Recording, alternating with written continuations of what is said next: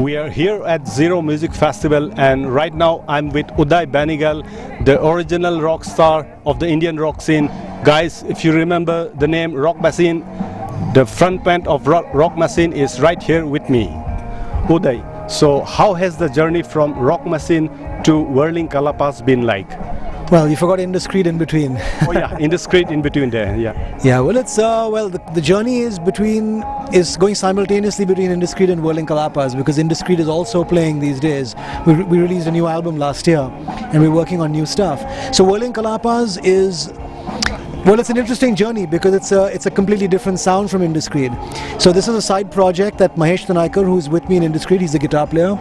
He and I have set up with this multi-instrumentalist called Sankarshan Kini, and we've always wanted to explore the acoustic sound, and that's it. So we decided, three of us, to play a bunch of acoustic songs. We write music specifically for this band, and the journey's been great. It's been interesting. Like I said, they operate simultaneously.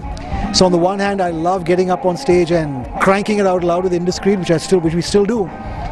But I also love getting on stage with Whirling Kalapas and turning it into a completely mellow, chilled out acoustic, and sometimes it gets a little funky as well, but an acoustic sound which is completely a different sound from Indiscreet.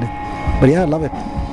And what does the name Whirling Kalapas mean? Aha, and that excites a lot of debate.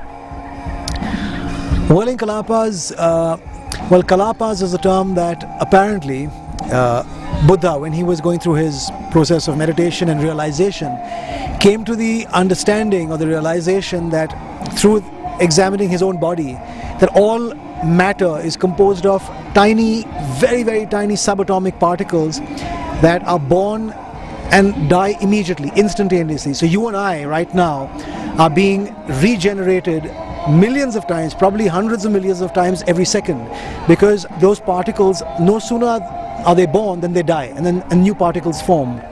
So we are constantly in a state of flux, and the name he gave those particles was Kalapas. So we're kind of like whirling Kalapas. We're spinning in a mad direction. Outside, shoveling snow in the clouds. Thank you very much. There is no better person for me to ask this question than, like, how has the music scene, the rock scene particularly in India, changed over the years?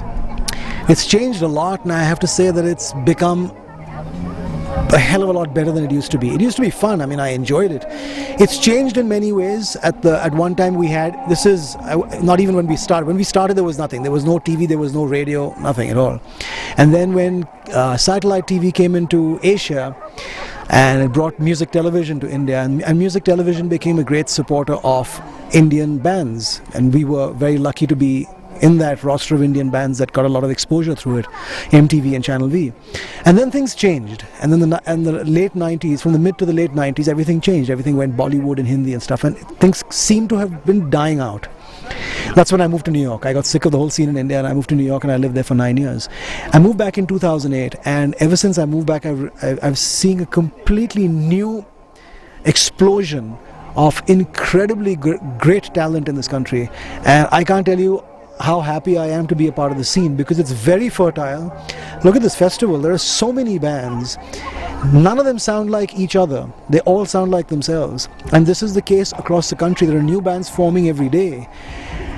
And there's some really good bands. And they're all making their own music. That's a big difference as well. When we first started out, like every other band, playing covers because you had to. We fought to play our own songs.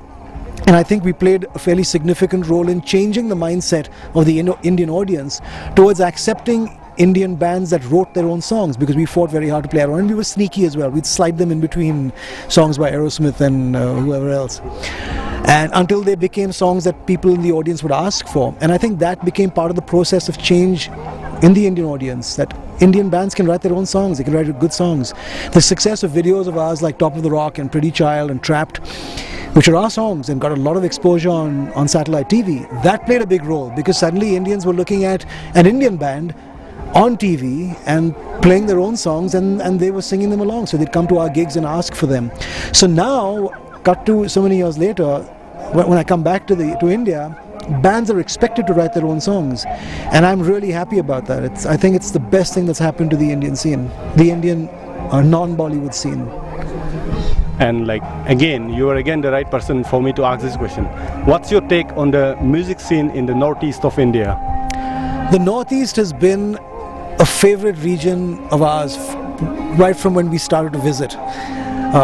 It's always been a place where people know their music, which is great because you're playing to an audience that understands what you're doing, so there's a greater appreciation for what you're doing.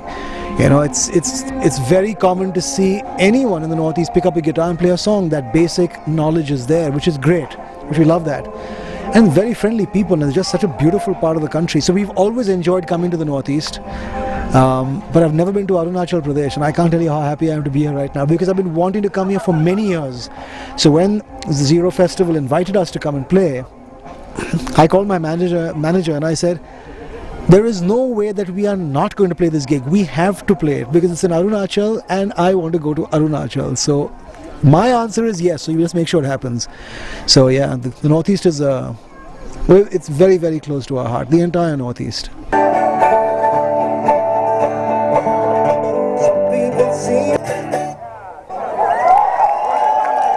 Thank you. How your experience has been here at the Ziro Music Festival? It's been great. Well, we came in 2 days before the festival began because we had a show in Guwahati about a week before our performance, or 6 days before our scheduled performance here in Ziro. So we came in a couple of days before the festival, which was fantastic because it gave us time to settle in. We did some trekking, we did lots of eating, but the moment we arrived into Arunachal Pradesh, it is just an incredibly beautiful state. And I'm not just saying this because I'm sitting over here. I mean, the evidence is here. It's beautiful. And the moment we arrived, we were just really so happy.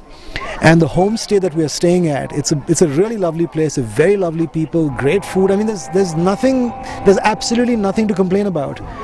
And playing at the Ziro Festival has been fantastic. It's a great festival, for one. It's very well organized. It's got a great lineup of bands.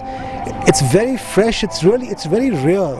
There's no pretension about anything. There's no pretense about anything. And it's just in the Ziro Valley, which is just fantastic. And we had a great time playing. So we were kind of an odd band in the middle of stuff because the band before us was this all-girl pop rock band, very hard.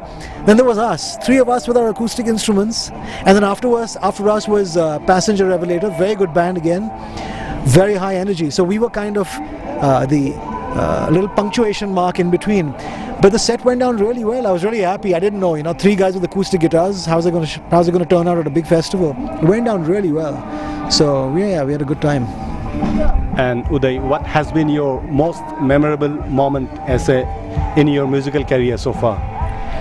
The most memorable moment is very hard to pin down. There have been so many memorable moments. Come on, it's been so many years we've been making music. Some of them I would say playing with Slash at the launch of MTV India. Slash came and played with Indiscreet on stage. That was great. It was good fun. When Bon Jovi came to India, with the opening act, we played to about 40 to 50,000 people in Bombay. That was great. Pretty Child winning Video Music Award all across Asia. That was wonderful. But I would also have to say that it's not just these apparent moments of success where you are given great acclaim and praise. That are only the only good moments. It is as important to go through the rough patches as it is to get the celebratory moments. So breaking up, all the fights we had, all the crazy times we had on the road, vehicles breaking down, losing equipment, getting fined, that's all part of the experience. So I would say that the entire experience has been the most memorable experience.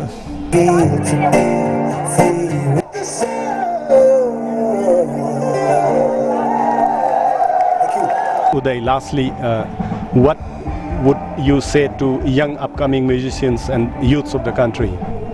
Young upcoming musicians in India, I would say find your own voice. That's the most important thing.